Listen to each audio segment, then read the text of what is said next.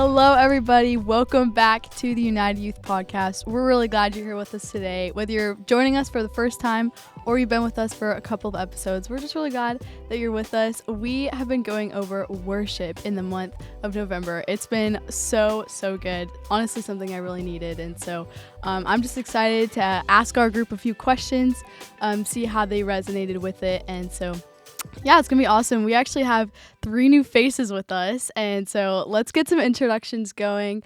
I'd love for everyone to say their names, and considering we're talking about worship, say either your favorite worship song, or if you can't pick a song, because I know it's hard, what your favorite, band or, does that make sense? Group is. So my name is Gianna, and I'd say probably, I don't think I could pick just one. I'd say probably SCU worship is my favorite. If I would go to outside of SCU, it'd probably be You Saved Me from Upper Room. Yeah. Hi, I'm Noah, and if I had to pick a song, I think I would go with Dwell. Yeah, that's a good one. Hi, my name's Julia, and if I had to pick a song, I think I would pick At the Altar. That's a good one. I love that.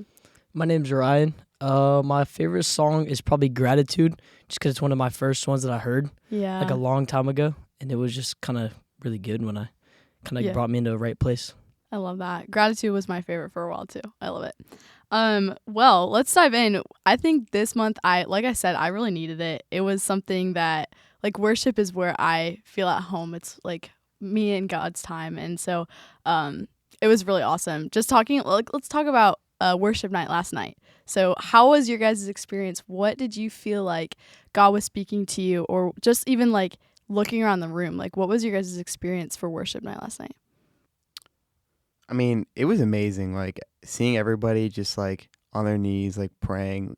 I can hear people actively singing out loud, just worshiping him, giving it all to him. It was honestly genuinely amazing to watch and see. It was beautiful. I loved it. It was perfect. Yeah, it was definitely a night of full surrenderance, because I know at Lutz the week prior we did where we wrote the cards down of what we needed to surrender. What we need to surrender and break away from. So then it was so awesome to physically see those things being broken off of people, and that was just so evident last night, and it was just so amazing.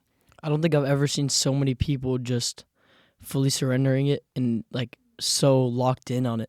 There's always people that are kind of messing around, doing this, doing that, but everyone felt like they actually tried to do what they're meant to do.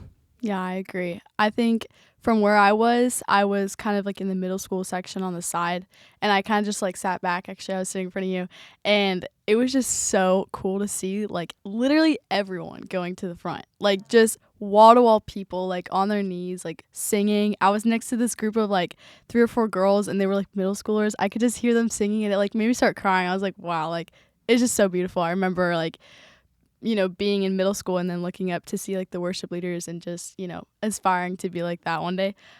So it was so good. I loved it. It really reminded me of Clash Camp. Kind of how it was everyone was so locked in and just everyone was together. Yeah. It wasn't everyone was separate. It was pretty cool. I agree. We talked about that with my mom last night, saying how it was that one night where we literally just, I think it was the morning session, we did just worship. I loved it. At the Lando campus, after, it was so awesome because after the last song, everybody in the front of the crowd started chanting one more song. They were trying to get one more song. Right? They just loved it. They loved being up there, worshiping and praising him. It was awesome. Yeah, I was gonna say it was so cool to see just everyone knelt at the altar. At Lutz, it was just everyone in the room was just on their knees, and it was just so refreshing to see this generation so on fire for Jesus. Yeah, I agree. It is so refreshing. And I was talking to one of the worship leaders, and she was saying Gen Z loves Jesus. They really do. It's so awesome to see. But I was kind of asking myself okay, what does worship look like for me? In every single day of my life, sometimes, it looks a little bit different, but on a constant, what does it look like? And I think for me, I like to wake up in the morning. School starts really early for me, so I'll put on worship music. That's the first thing I try and listen to. One of my best friends, she did this presentation for school, and it was about the power of music and what that has on your brain, on your life, the way that you live your life. And so that resonated with me. I wanted to start, kind of listening to worship music, that being the first thing I do. But there are times, throughout the day that maybe I had an argument with my parents or with my friends, or I just didn't have a good day at school. And it's not always my first reaction, but I really do try to like put on worship music and just to kind of like ease my soul, to try to just, go back to where I know like I feel the Lord the most. What would you guys say, because that environment is so different for everybody? What is that environment like for you? Where do you feel like you feel God in worship the most? Is it, in your car? Is it, before school? Things like that. What does that look like for you? I have to say for me, definitely on the way to school. Like that's my time. I think with the Lord, I really love it. Just putting on worship music and just driving there like in silence. Like that's my time. That's any time I'm stressed or I'm like worrying about stuff. That's like my time of peace where I can just like put my mind away from all that. And I can definitely just sit there, like talk to him, listen to his music, and just worship him. It's really nice. I definitely love like just first thing in the morning worship music, and then just like getting into prayer also. Like I feel like that's also a sign of worship, and then obviously worship car sessions just hit different sometimes. They do. But it's just so cool. Like I just love worship because it allows like me to realign myself with who God is and also who he says I am. So like you were talking about how like you either got into like a fight with your parents or like someone from school, like in those hard times, like that's when worship hits so different because it just allows me to like realign with like what God wants for my life. It's hard when you're in a car just driving with the windows down and the music blaring, especially when it's worship music, not to just be happy. Yeah. Like it's just something about the worship music and the wind and everything that God's created, and it's just so peaceful, and just the mix of everything's just so relaxing. I agree. Even so much. like when you're like have a bad day or just anything, even if you're having a great day, Mm-hmm. just makes it better. Yeah. I mean, we sing it all the time, but as long as you have breath in your lungs, you have a reason to praise. Yeah. Exactly. And I just think that's so good. And the reason why you said Gratitude was your favorite song, that was my favorite song for a while too. And I think every single time I listen to it, no matter what I'm going through, it hits different every time. The words are the exact same, but it hits different for what I'm going through, what I'm walking through. Yeah, it kind of relates to different things, even though it's the same words. Yeah, absolutely. And I think kind of what we talked about, last podcast, we talked about the word of God being the same like the entire time. And I think worship, a lot of people may not realize, or maybe you do, like worship music literally has scripture like inside of the entire song. I'd argue like almost every single worship song has scripture inside of it. So you're starting to memorize these songs, like you know them in your heart. You're listening to them on the way to school, but you're literally like speaking scripture to yourself. And I think that's so cool because sometimes it's hard for people to, memorize scripture in and of itself, but they can, memorize a song, and there's beauty in that too. Something for me that worship, I think the love of worship started when I was really young, is one of my best friends. I would have sleepovers at her house, and she didn't listen to like white noise when you go to bed or anything like that. Like she put on like soft, like Christian music, like praise worship. And I remember like that was my favorite part about going to her house is I just love like just sitting there and I just listened to the music. And I was so young. I was like 5, and I just remember like sitting there like singing in the bed. Like yeah. So I think that's where my love of worship came from. What would you guys say your love of worship came from? Like maybe it was a hard time where you felt like maybe the gratitude, you felt like that really spoke to you and you just loved it from there. Where did your heart of worship start from? For me, I definitely feel like it was like in the midst of my trials is like I feel like that's where we have the most gratitude for like God carrying us through those hard times, and like a heart of worship truly does start from a heart posture of gratitude. So I feel like that's definitely where worship like started for me, is just understanding that like I have so much to be thankful for that God has given me. So that's definitely where it started. I gotta say for me, definitely when I'm going through tough times, I think I usually I kind of just started getting back into church like a year ago-ish, but the first time I went to youth night, because I had never been before and I had gone there, and I never I used to sing a little bit, worship a little bit, but it was never really that much. And then that night, I just felt like I could just fully embrace it, and it was awesome. And that was definitely where I started to really feel everything, all the emotions, all the stress, everything that I was going through, all the trials I was facing, just pouring out. Like it was just amazing. was definitely able to worship freely and just be like myself. Yeah. Yeah, I feel like mine's a little different. Mine's not really in bad times. It's kind of from my mom. My mom's always been Christian, always been in churches, and grew up that way. So I grew up that way. And worship's kind of a big thing. Like just random times we'll have Alexa on volume 10, just blaring some Christian music, and it kind of just gets the house better. So honestly, that's my favorite time. Just a random Saturday or Sunday. We might be just cleaning the house. It's just therapeutic, just with that music on. Yeah, I love that. And we talked about at United. We said that true worship comes with a cost, and sometimes that is so hard.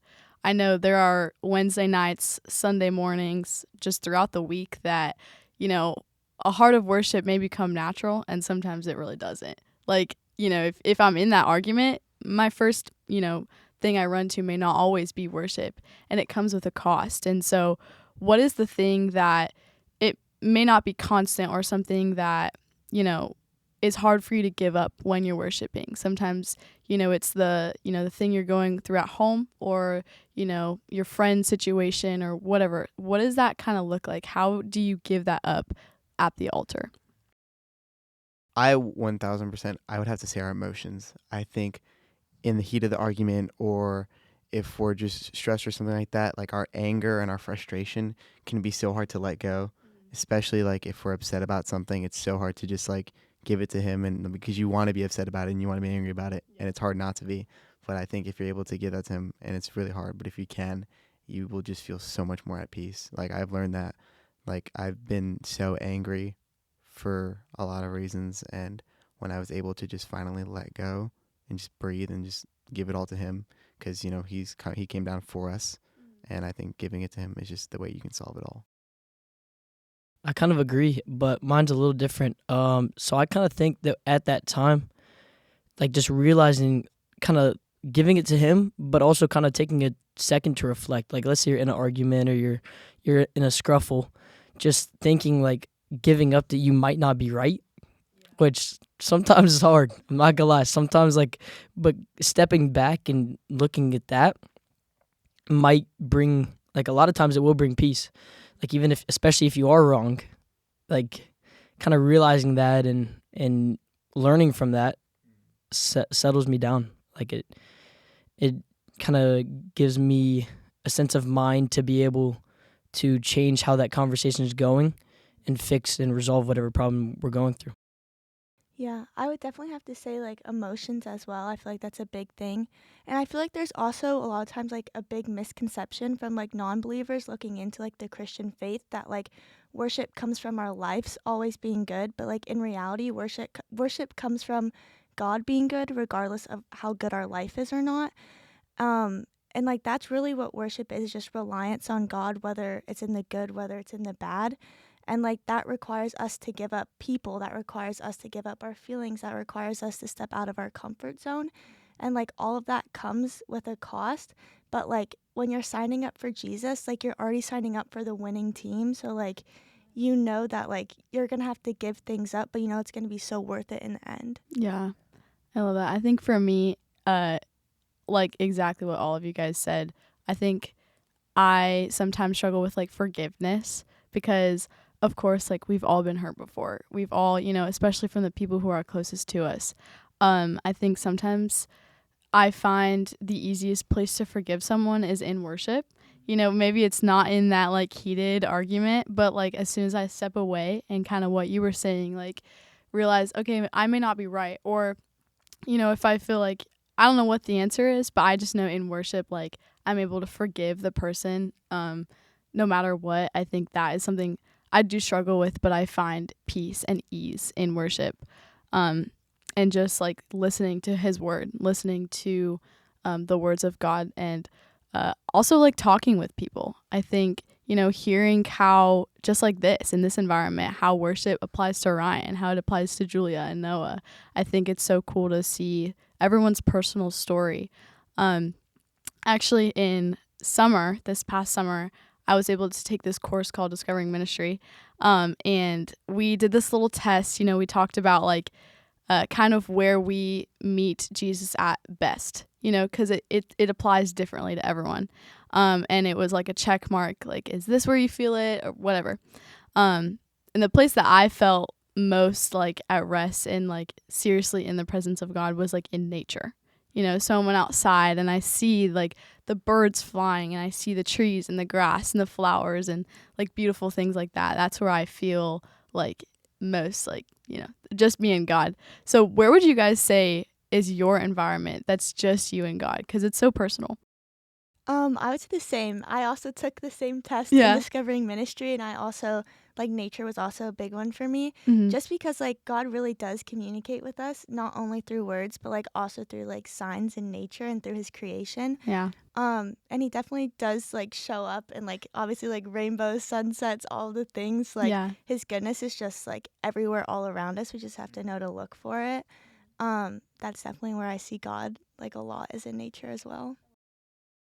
I feel like mine's stillness. It could be in nature, it could be in just anywhere, but just taking the time to settle down and just maybe sit there or stand there or just chill out and just think and connect. Like the other day, we went camping. We do it every year with my dad's company, and we took an airboat ride this year. And I've never been on an airboat, but it was kind of cool because I didn't know this at the time, but the river was called Peace River, and I was taking these videos and stuff because it was literally the purest thing. It was just us and the water and the birds and there was nothing out there for miles. And it was just the coolest thing, and I've never been so relaxed on something moving so fast and loud. It was the craziest experience, but it was so peaceful and connecting. I honestly have two. I think my first one, I really like I love to fish, and so whenever I'm out there, even if it's me and my friend or it's just me by myself, I feel I'm able to feel so at peace, like you said, and I'm able to just that's my time with him where I can talk to him and relate to him and tell him all my problems, what's going on in my life, and how I'm feeling. And he already knows how I'm feeling, but being able to talk to him and express myself to him, it makes things so much better and it lifts so much off of you. And then I'd also have to say gatherings, so Bible studies with my friends and seeing everybody laughing and happy and just having a bunch of fun, whether we're eating food or we're actually in the middle of the Bible study, or even if we're just praying out, or if everybody's in their own little spots talking and just laughing and smiling and seeing everybody so happy and joyful. It's a really amazing place to be. Well, Ryan, I want to dive into what you said, because you talked about how it was called Peace River, and it was so peaceful, just seriously at ease. There was nothing else to be worrying about, but you were on this boat that was going so fast. And it honestly reminds me of what life is like, honestly, all the time. Because, we live in a generation that moves so quickly, that wants answers now, that needs, to know what that next step looks like. And it's moving so fast. But we are surrounded, when we accept Jesus into our life, by a peace that surpasses all understanding. And sometimes, we talk about the things that it's so easy to come to God with, and it's so easy to worship God when we're in those, great situations, when life looks great. But sometimes life doesn't look great, and it's hard because everything else around you is competing for your attention. So what were some situations that you felt like it was hard to worship? It was hard to give God praise, but in the end, you were able to do it and see the blessings from it. For me, it was with sports. I played baseball for a long time. Then I switched and shifted my focuses into golf. And golf is a very individual sport. So you have a lot of time to think, you have a lot of time to do, and in that, it's very easy to go very south with your emotions, but at the same time, you can fight and work for it to be a good time and a good place to kind of connect with God. I struggled with my mental part of my game for a long time, until I really started becoming closer with God and becoming a student leader and getting more into Bible studies and reading my Bible more and all this stuff. And it actually really translated into helping my mental game through all the stuff I was doing with God, because it kind of had my just a calmness and a sense of relief that even if I bogey this hole, it doesn't matter. At the end of the day, it's a sport we're supposed to have fun. It's not as big of a deal as, God. It just doesn't matter as much. So recently my mom passed away, and I think that was such a difficult time for me, because I didn't really understand. Like, I was in a moment of confusion and just almost pretty much in a state of shock. Like, I didn't know exactly what to feel, whether to be angry or upset about it. And it was really just a time of where, like, I almost thought, like, I was, like, hysterical, to be honest, because, like, I was like, there's no way, like, this isn't happening, this isn't real. Like, and I was questioning my faith with, like, for him, for God. And I was like, you're so good. Like, how could you do this?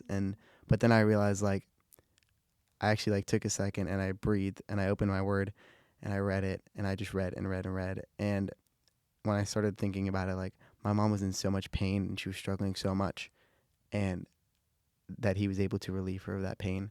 And now, like, she's up there and she's happy with him, and, like, I'm able to just relax and breathe because I know that my mom's at peace and she's happy for me and she's looking down at me and she's seeing that, like, you know, I'm doing these Bible studies, I'm reading his word, I'm hanging out with a good, godly, friendly relationship, and it's just so amazing, you know, and healthy for me. That is so good. I would definitely agree. Like, it's definitely hardest to worship God in the midst of confusion. Like, whether that be like relationships, whether that be friendships, whether it be school or your future or anything. It's hard to worship God when you don't know what He has planned for your life.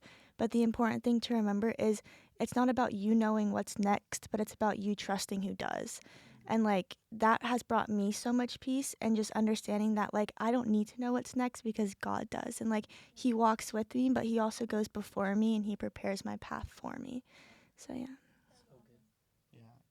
I was gonna say, like, I really like that because, like, people always, like, with our generation, like you were saying, how they really want answers and stuff like that. But, you know, like, when we read our word, we find those answers, and maybe if we don't, it's like our faith grows with him, and it strengthens the bond with him, and our wisdom will grow too as we continue to read the word. And we don't have to know the answer because we know that he has his hand on his shoulder and he's guiding us, you know. And I think it's really nice. Yeah, absolutely. I think for me, there was a time I had to make this really hard decision. I knew it was going to be difficult, but I also knew that there was going to be, like, positive, and my life was going to change from it. And through so much prayer and so many, honestly, arguments with my mom about it, but also, like, just, like, sitting in the car for hours, like, just talking about it, I, was able to make this decision confidently. And I was actually talking to my mom about it last night again, and we were just saying, like, how much our life has changed from just making this one step of blind faith. Like, I had no idea, honestly, why I had to make this decision. I didn't really know what it was going to look like.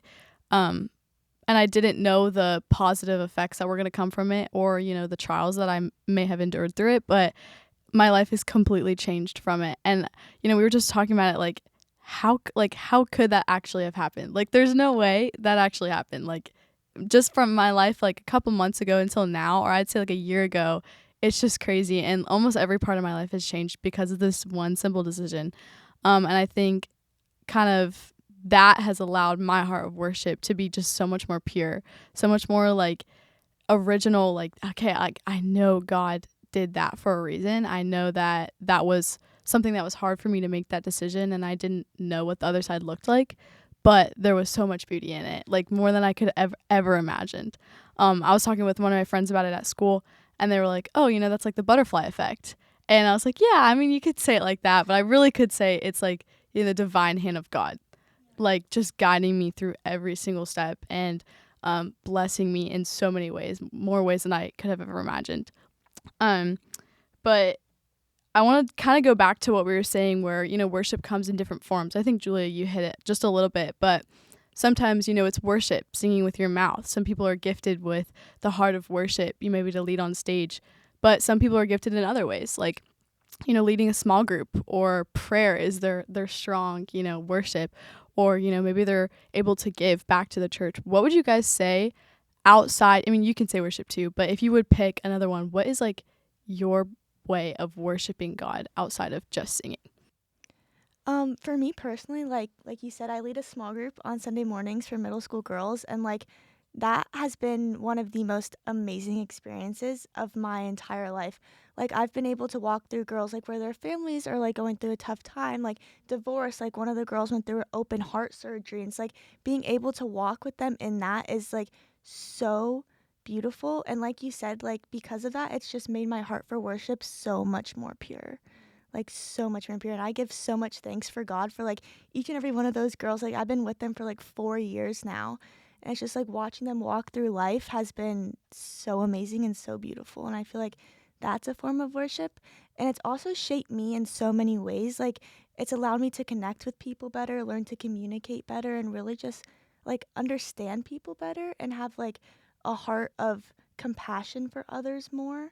So that's definitely a big one for me. I feel like a form of worship that's not talked about too much, but also matters so much, is just how you act and how you treat other people. Like, just the way that you interact, or just any way you go about doing things. Just because it definitely makes or breaks the way somebody feels about you, or the way, like, you kind of portray yourself. Portray yourself. Yeah. It just matters so much to other people, like seeing if you're like, oh, this is how a Christian acts, or this is kind of not just representing yourself, but representing others, and obviously God. I'd say for me, I really enjoy bringing people comfort. I think it's really nice. I always love the feeling of knowing that God has my back, and I know God has his back for everybody else, and he's always guiding them, and he's always there for them, but also being there for them, showing them, being that example, being able to be that light for them when they're in the dark and they need it. I think is always really nice.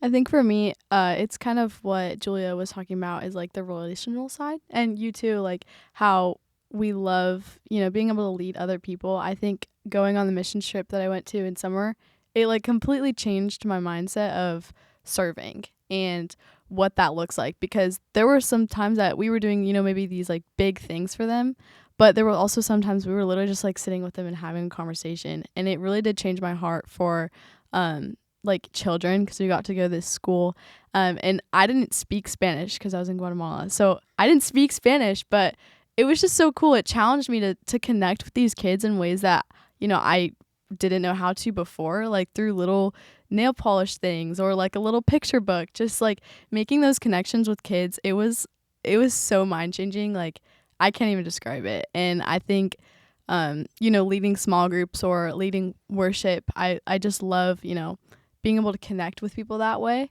I think that's how I was poured into when I was younger, like in middle school and in the zone, just looking up to like the other people, the leaders in front of me, and being like, I want to be like that one day, and I think that's so important to have, those role models to lead you and to walk with you in those little dreams that you have.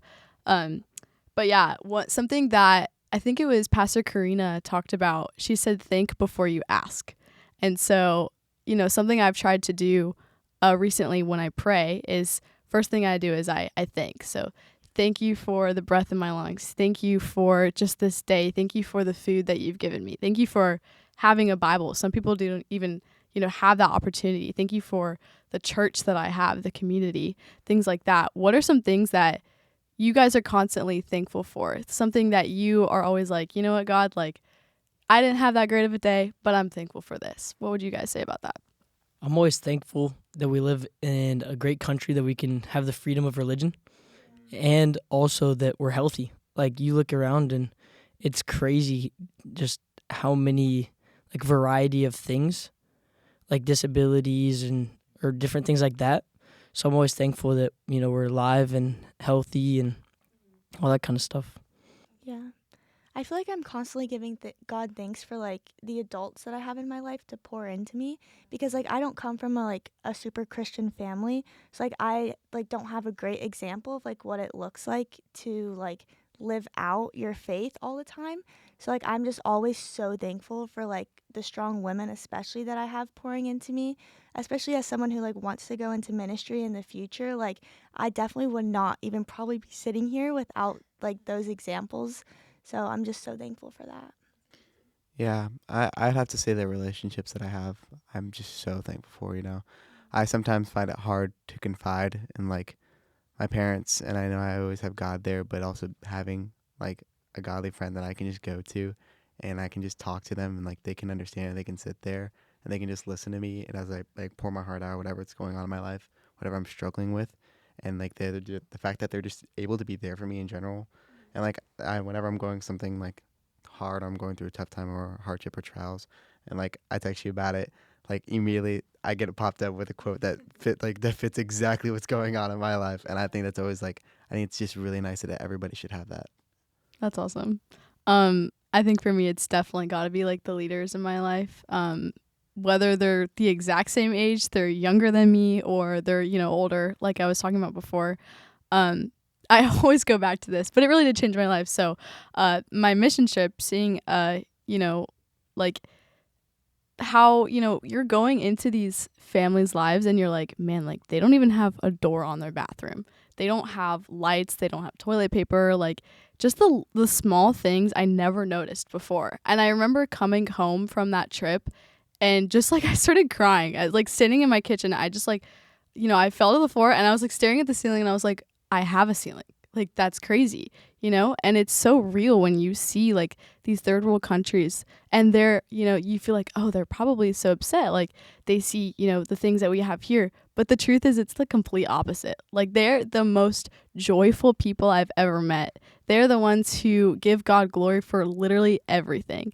And it taught me so much that like having those leaders, but also having like the house, my room, my dogs, my, my friends, my school, like it changed my mind so much. And walking into school, the next week and being like, wow, like I have a classroom and teachers that like care about me and there's lunch, things like that, like the small things. It really did change my heart a lot. It really did. It was crazy. Julia, would you feel like you kind of relate to that? Because I know you're going on a missions trip. You're going to go on a lot. And yeah, I'm really excited to see you guys. I am. I'm so excited. I do like already have a heart for like the foster care system. I know we talk about that quite often, Gianna.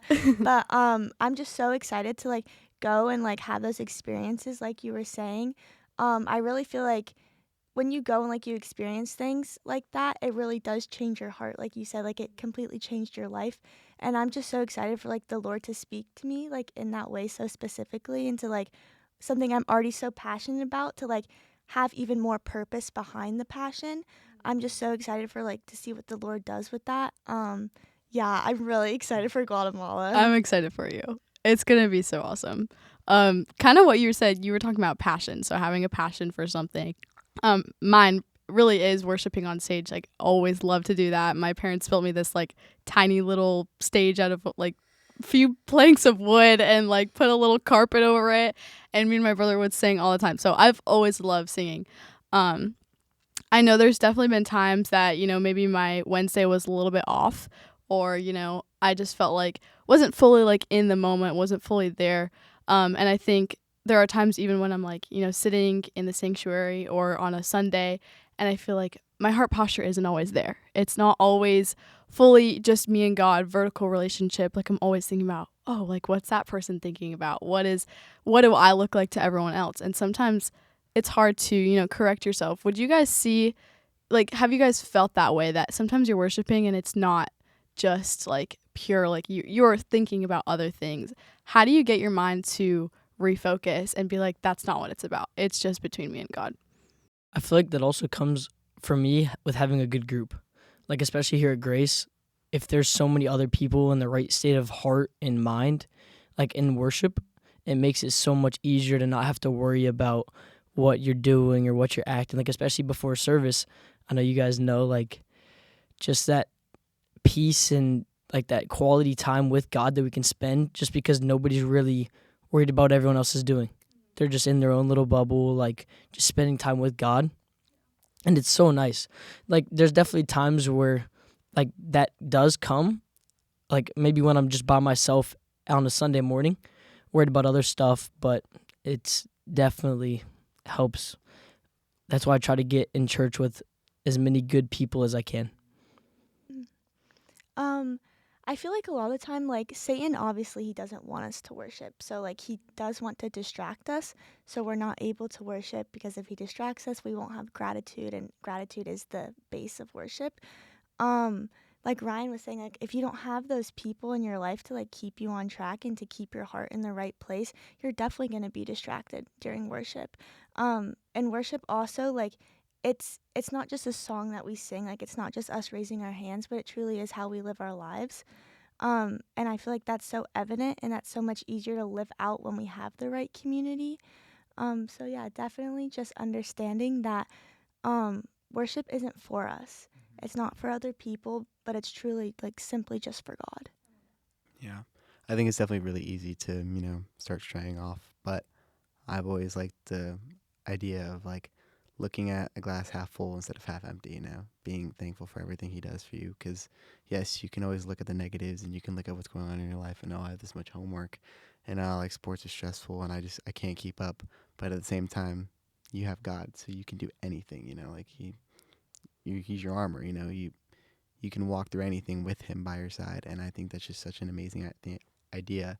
And the fact that that is a thing that we can always just go back to that whenever we're in a place of hardship, just going back to that's always able to keep my mind like, oh, okay, like I need to focus on this. Yeah. That's good. I want to go back to what you said, Julia. You talked about, the enemy doesn't want you to stay in that spot. He's going to do every single thing he can to, distract you or to point you to a different source. And I was having this conversation in First Priority a couple weeks ago. And one of the other leaders, she told me sometimes we give the enemy way too much credit. And I've never heard that before. I kind of asked her like, well, what do you mean by that? She was like, well, sometimes we walk through these really hard situations and we're like, man, like, God's just, or the enemy's just testing me right now. Like, I'm just going through something and it's just so hard. Like, I just don't see any way out of this. And she was like, we're kind of giving the power to the enemy in that way. Sometimes, just a simple mind shift of like, God, sometimes he allows us to go through those things because he it'll grow us in so many ways, in ways that we would have never expected. And sometimes our greatest trials can be our greatest triumphs.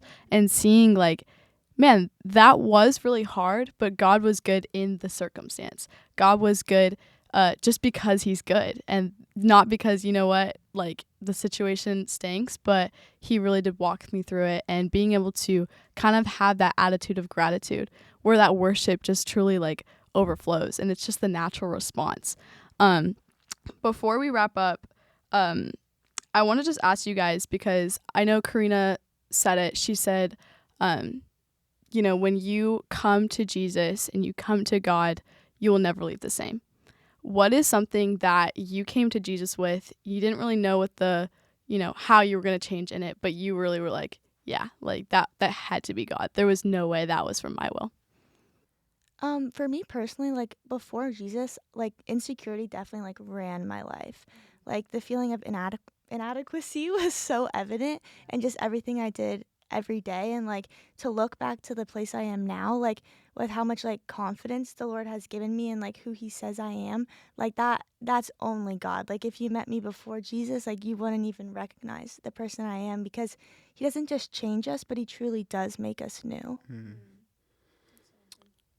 For me, I definitely have to say, my mom, with everything that happened, that was definitely a test of faith. But I think that with that, like the amount of opportunities I was given after, to share my story, and I think it was a couple months ago. It was youth night, and I go to Lando, and there was a couple people speaking, and I was one of them, and I was able to like share my story and tell everybody like what happened, and no matter what I was going through, that I still looked to God and through those hard times, and then I found myself here on that stage talking to all those people, and how it was so amazing. And then like we went into this time of prayer, and like Pastor Jared was like, okay, like if you want to give your life to Christ, like if you want to surrender now, like this is your time, like this is your moment. And like seeing all those hands just go up in the air, like it was just so beautiful to see God working through every single person in that seat, and the fact that I could just reach out to at least one person and change their lives. It was beautiful. Yeah, I think it's definitely my mental, like just everything in my head. It's kind of been a roller coaster with everything. Like I've always kind of been the happier guy, try not to go down too much, but just the way I actually think about everything and how to like forget it, from like forgiving people to just the way I think about just random things. just it wouldn't be even close to the same without him. He's just giving me that mental clarity. That's awesome. I think for me, I feel like FOMO had such a big hold on my life. And it's like, I'm looking back at it now and I just laugh at it because I'm like, It is such a real thing, though. it really is. So real. It is. And even if you're like, you don't struggle with it every day, I feel like everyone goes through it. But at this point in my life, I'd say about like a year ago, maybe a year and a half ago, I like struggle with it a lot. And, you know, I don't necessarily remember a moment where it was like, it like fully stopped. But I think, you know, getting rebaptized and then just having different like community in my life, I seriously have like let go of that. And I've shifted my mindset to be like, you know what? I didn't need to be there anyways. Like there was a reason I'm not there, or the reason is that I'm there for a purpose, and God can use that. And I feel like it doesn't have a grasp on my life anymore. So it's really beautiful to see. But speaking of FOMO, don't get FOMO. We'd love to see you at United. We have 8 locations for you to come to. We'd love to see you in person and see you not next week because it's Thanksgiving, but the week after that. We love you and we'll see you next time.